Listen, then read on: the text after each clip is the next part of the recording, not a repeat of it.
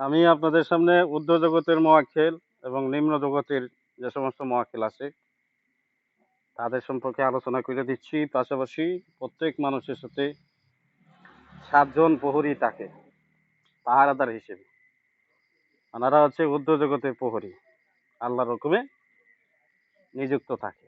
আপনি চাইলে তারা ঊর্ধ্ব জগৎ থেকে কি আপনার দিকে খেয়াল করে। আপনি যেভাবে আমল করতেছেন তারাও ওইভাবে আমল করতেছে। তারা আপনার জন্য কি করে দোয়া করে। আর নিম্ন জগতের যে সমস্ত মোয়াক্কেল আছে এরা হচ্ছে সিফলি মোয়াক্কেল। এরা মানুষকে খারাপ পথে নিয়ে যায় এবং মানুষের জন্য কি করে, মানুষের জন্য বদ দোয়া করে, একটা মানুষের ধ্বংসের জন্য কি করে তারা কাজ করে। আপনি ভালো ইবাদত বন্দেগী যাতে করতে না পারে, আপনার আমলের মধ্যে কি তারা তারা কি করে বাধা সৃষ্টি করে। আর ঊর্ধ্ব জগতের মোয়াক্কেলগণ তারা আপনাকে আমলের দিকে নিয়ে যায়। আপনি যাতে আমল করেন আল্লাহ তাআলার কাছে তারা কি করে দোয়া করে, দরখাস্ত করে। আমরা কি করব, ঊর্ধ্ব জগতের মোয়াক্কেল যারা আছে তাদেরকে হাজির করব। কারণ ঊর্ধ্ব জগতে যাইতে হইলে আমল লাগবে ভাই। আমল ছাড়া কি ঊর্ধ্ব জগতে যাওয়া যাবে না। কারণ আল্লাহ তাআলার নূরি ফেরেশতা যারা আছেন তারা আল্লাহর হুকুমে কি করতেছেন, আকাশ পাহারা দিচ্ছে। তো ঊর্ধ্ব জগতে যাইতে গেলে আল্লাহ তাআলার ফেরেশতা যারা পাহারা দিতেছেন এখানে দেখা গেছে যে কি পার হয়ে যাইতে হবে। তো ঊর্ধ্ব জগতে পার হইতে গেলে ফেরেশতাদের কাছে কি করবে, ধরা পড়ে যাবে। যে সমস্ত শিফলি মোয়াক্কেল আছে, শয়তান আছে, জিন আছে, তারা কি ঊর্ধ্ব জগতে যাইতে পারে না। কেন যাইতে পারে না? আল্লাহ নূরের ফেরেশতারা তারা পাহারা দিতেছেন। তারা কি করেন, আগুনের গোলা নিক্ষেপ করেন। এবং সাথে সাথে কি একটা জিন পুইরা যায়। হ্যাঁ, একটা জিন জীবন নিয়ে বাঁচতে পারে না। অনেক সময় পালায়, অনেক সময় পালাইতে পারে না, ধ্বংস হয়ে যায়। এজন্য ঊর্ধ্ব জগতে যাইতে গেলে কি আমলের দরকার। যার যেমন যোগ্যতা সে তত সামনের দিকে যাইতে পারে। যেমন আমাদের মাথার উপরে কি আছে, আকাশ আছে। তো আমাদের মাথার উপরে যে সে আকাশ আছে, এই আকাশে অনেক মাখলুকাত বসবাস করে। এটা কি প্রথম আসমান, দ্বিতীয় আসমান, তৃতীয় আসমান। তো তৃতীয় আসমান পর্যন্ত কি বেশি কইলে এই জিন জাতি যারা আছে তারা যাইতে পারে। হ্যাঁ, পরবর্তীতে কি আর যাইতে পারে না। কেন যাইতে পারে না? আল্লাহ তাআলা নূরে ফেরেশতারা বেষ্টন করে আছে। এবং এর সাথে দেখা গেছে যে আপনার আমল যদি ভালো হয়, আপনি যদি মুমিন মুত্তাকিন হয়ে থাকেন, ভালো থাকেন, পরেজগার থাকে, সেই ক্ষেত্রে আপনি পঞ্চম আসমান পর্যন্ত কি যাইতে পারবেন। তো পঞ্চম আসমানে বিরাজমান করতেছে পঞ্চভূত। তো পঞ্চভূতে অনেক মাখলুকাত থাকে। অনেক আছে যে আহ, আল্লাহ তাআলার অনেক ফেরেশতা আছেন যারা কি এখানে জিকির আজগার করেন, আল্লাহ তাআলার ইবাদত বন্দেগী করেন। আবার দেখা যাচ্ছে যে এই যে সমস্ত আমি আসমানের কথা বলতেছি, এই আসমানগুলার আল্লাহ তাআলার নূরি মুআক্কেলগণ তারা কি করেন, বসবাস করেন। বিভিন্ন আওয়ান আছে, আওয়ামদের ক্ষমতা জিনদের চেয়ে আরো হাজার গুণ বেশি। তো সবচেয়ে বেশি হচ্ছে আল্লাহ তাআলার নূরি ফেরেশতাদের, পরবর্তী হচ্ছে আল্লাহ তাআলার হ্যাঁ মুআক্কেল ফেরেশতা যারা আছে তাদের, এবং পরবর্তী দেখা গেছে আওয়াম যারা আছে তাদের।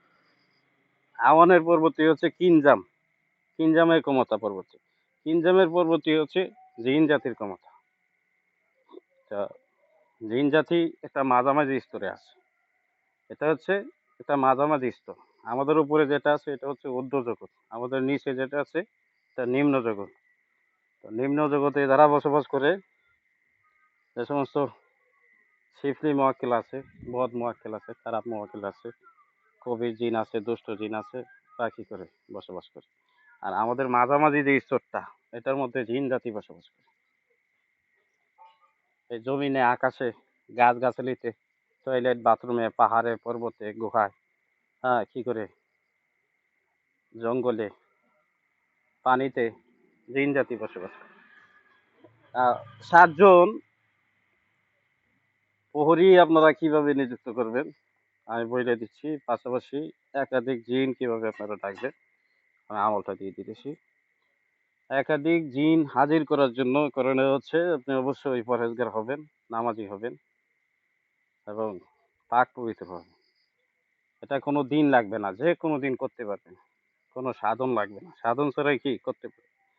তো কেবলামুখী হইয়া পাক পবিত্র হইয়া বসবেন, বৈশা আগরবাতি মোমবাতি ধরাবেন এবং একটা জায়নামাজে বসবেন, আতর ব্যবহার করবেন। বৈশা পরবর্তীতে ৭ বার তাওবা করবেন, ১১ বার দুরূদ পড়বেন এবং আপনার কোন সমস্যার জন্য বসছেন এই সমস্যার কথা আল্লাহ তাআলার দরবারে পেশ করবেন। আল্লাহ তাআলার দরবারে পেশ কইরা পরবর্তীতে আল্লাহর কাছে সাহায্য চাইবেন যে, আল্লাহ আমি এই সমস্যায় পইড়া আপনার কাছে সাহায্য চাইতেছি। আপনি আমাকে কি করেন? সাহায্য করেন, বিপদ থেকে উদ্ধার করেন। তো এই কথা বইলা আপনি কি সাহায্য দরকার আপনার মুমিনদের ডাকবেন। তো মুমিনদের ডাকার জন্য করণীয় কি? সূরাতুল ইয়াসিনের ৫৩ নম্বর আয়াত। সূরা ইয়াসিনের কি করবেন? ৫৩ নম্বর আয়াত।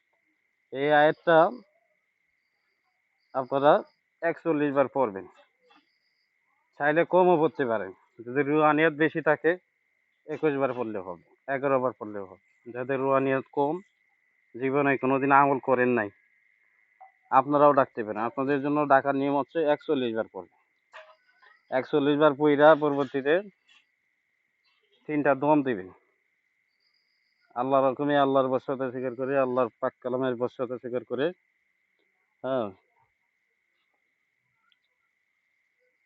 কতজন আপনি হাজির করতে চাইতেছেন? ১০০, ২০০, ৫০০, ১০০০? আল্লাহর তাআলার কালামুল্লাহ শক্তিতে ১০০০ মুমিন জিন হাজির হন। বইলা কি করবেন? ফু দিবেন। অনেকের ইয়া লাগতে পারে যে আ এই এক আয়াতের মাধ্যমে এত মুমিন জিন চইলা আসবে। হ্যাঁ, আসবে। আল্লাহর হুকুমে কি? আসবে।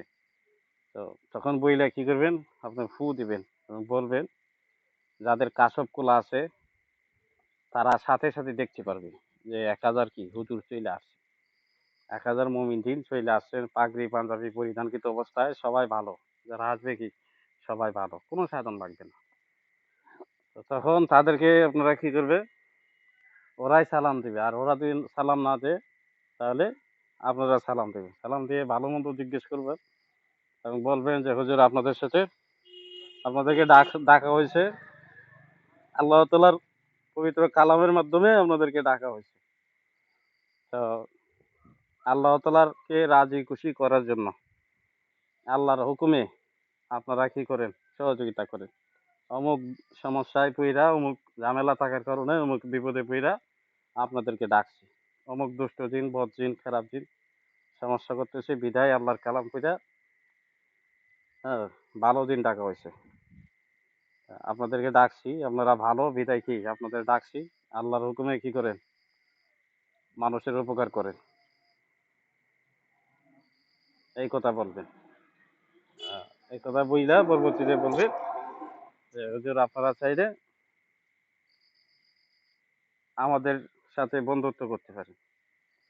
অথবা কি আপনারা আমাদের বন্ধু হিসেবে থাকতে পারেন। বন্ধু হিসেবে সহযোগিতা করতে পারেন।" কোনো জেনেরে কি না। অনেকেই বলে যে ভাই ডাকে, অনেকেই আব্বা ডাকে, আব্বা হুজুর ডাকে। এইগুলা ডাকার দরকার নাই। জিনরা আমাদের চেয়ে বড় না। তাদেরকে আমরা আব্বা হুজুর ডাকতে যাবো কেন? আপনারা চাইলে কি করতে পারেন? বন্ধুত্ব করতে পারেন। তার সাথে কি করলেন? বন্ধুত্ব করলেন। যে হুজুর হ্যাঁ, অথবা কি বন্ধুত্ব করারও দরকার নেই। আল্লাহর পক্ষ থেকে সাহায্যকারী হিসেবে আসছেন, আপনাদেরকে কি যেকোনো সময় আমি ডাকবো। যেকোনো কাজের জন্য, ভালো কাজের জন্য, জায়েজ কাজের জন্য ডাকবো। তো আল্লাহর হুকুমে আল্লাহর কালামের বর্ষাতে করে আপনারা হাজির হইবেন। এভাবে কথাবার্তা বইলে নিবেন এবং পরবর্তীতে এতবার পইরা ডাকার দরকার নাই। শুধু নাম নিয়ে ডাক দিবে।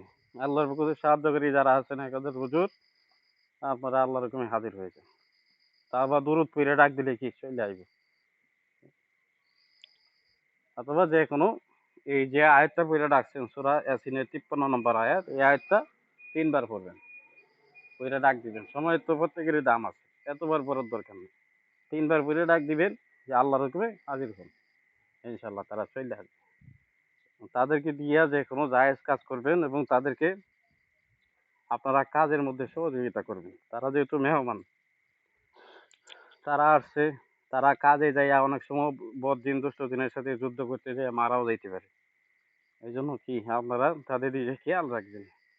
আল্লাহর পক্ষ থেকে সাহায্য করে যারা আছে তাদের যাতে কোনো ক্ষয়ক্ষতি না হয়। তখন আপনারা কি করবেন? আল্লাহর কালাম তেলাওয়াত করবেন। যখন তাদেরকে কাজে দিবেন আল্লাহর কালাম তেলাওয়াত করবেন, তারা কি দ্বিগুণ কাজ করতে পারবে। যে কাজ করতে ১ ঘন্টা লাগে এই কাজ আধা ঘন্টায় করবে। যে কাজ করতে ২০ মিনিট লাগে এটা কি ১০ মিনিটে করবে। আল্লাহর কালাম তেলাওয়াত করবেন এবং আল্লাহর কাছে সাহায্য চাইবেন যে আল্লাহ এদের শক্তি কি করেন দ্বিগুণ বৃদ্ধি করে দেয়। ওদের যেটুকু শক্তি আছে এটা বাড়ায়া দ্বিগুণ করে দেয়। আল্লাহ তাআলার কালামের শক্তি দিয়ে তাদের শক্তি কি বাইরে যাবে। তাদের শক্তি ডাবল হয়ে যাবে। তাদের জন্য কি চাইবে? আল্লাহর কাছে যুদ্ধের পোশাক, তরবারি এগুলা চাইবে। তো ওইগুলো চাওয়ার জন্য আমল আছে। আমরা কিন্তু বইলা দিছিলাম যে হাতকে ধারালো তরবারিতে পরিণত করার যে আমলগুলা দিছি, আয়াতগুলা আমি বইলা দিছি। আয়াতগুলা পইড়া ফু দিলেই কি তরবারিও আসবে, যুদ্ধের পোশাকও চইলা আসবে। ঢাল তরবারি সব চইলা আসবে। তো এছাড়া আপনারা ওই যে সমস্ত ইসমে আজমের কথা বলছি এগুলা পড়বেন। পইড়া কি করবেন? তাদের জন্য শক্তি আল্লাহ তাআলার কাছে শক্তি চাইবেন। যে তাদের শক্তিটা বৃদ্ধি করে দেন, দ্বিগুণ করে দেন। ইনশাআল্লাহ তারা শক্তিশালী হয়ে যাবে। তারা একজনই যাতে শত, শত খারাপ দিনকে ঘায়েল করতে পারে, ধ্বংস করতে পারে। এইভাবে কি করবেন? আপনারা দোয়া করবেন। আল্লাহর কাছে সাহায্য চাইবেন।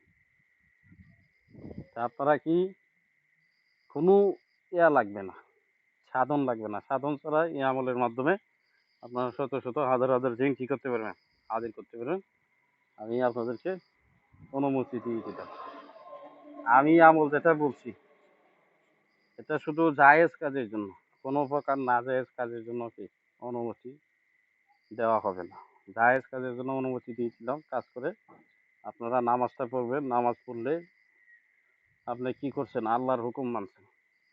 যে আল্লাহর হুকুম মানেন, আল্লাহ তাআলা ৭ আসমান জমিনে পাতালে যা কিছু আছে, যত মাখলুকাত আছে, আপনারা দেখবেন সূরা জাসিয়াত ১১ নম্বর আয়াতে আল্লাহ তাআলা বলছেন যে এই আসমান জমিন পাতালে যা কিছু আছে সবকিছু আমি তোমাদের অধীনস্থ করে দিচ্ছি। আল্লাহ তাআলা কি করছেন? আল্লাহর বান্দাদের অধীনস্থ করে দিচ্ছেন। আ এই আসমান জমিনে যা কিছু আছে সমস্ত কিছু কি করছেন? আল্লাহ পাক আল্লাহ তাআলার বান্দাদের জন্য অধীনস্থ করে দিচ্ছেন। আপনার যদি জ্ঞান থাকে, গায়বী জ্ঞান থাকে, গায়বী এলেম যদি আপনি জানেন অথবা আল্লাহর কালাম যদি আপনি জানেন, গায়বী জানতে হবে না। সবাই তো আর গায়েব বিষয়ে জানে না। আল্লাহ তাআলা যাকে শিক্ষা দেন সেই জানে। তো সেই বিষয়ে যদি আপনি জানেন তখন কি করতে পারবেন? এই অদৃশ্য যে সমস্ত মাখলুকাত আছে তাদেরকে দিয়ে আপনি কাজ করাইতে পারবেন। যেহেতু আল্লাহ পাক নিজে বলছেন সূরা জাসিয়ার ১১ নং আয়াতে যে এই আসমান জমিন পাতালে যা কিছু আছে সবকিছু কি করলাম? আমি বান্দাদের অধীনস্থ করে দিলাম। আল্লাহ তাআলার বান্দাদের কি করছেন? অধীনস্থ করে দিছেন। এখন আপনি চাইলে তাদেরকে দিয়ে কি করাইতে পারেন? কাজ করাইতে পারেন। যেকোনো ভালো কাজ, জায়েজ কাজ আল্লাহ তাআলার সন্তুষ্টির জন্য মানুষের উপকার করতে পারেন। তবে আপনাকে কোন কাজটা কিভাবে করতে হয় এটা জানতে হবে। আপনি জানলেই কি করাইতে পারবেন।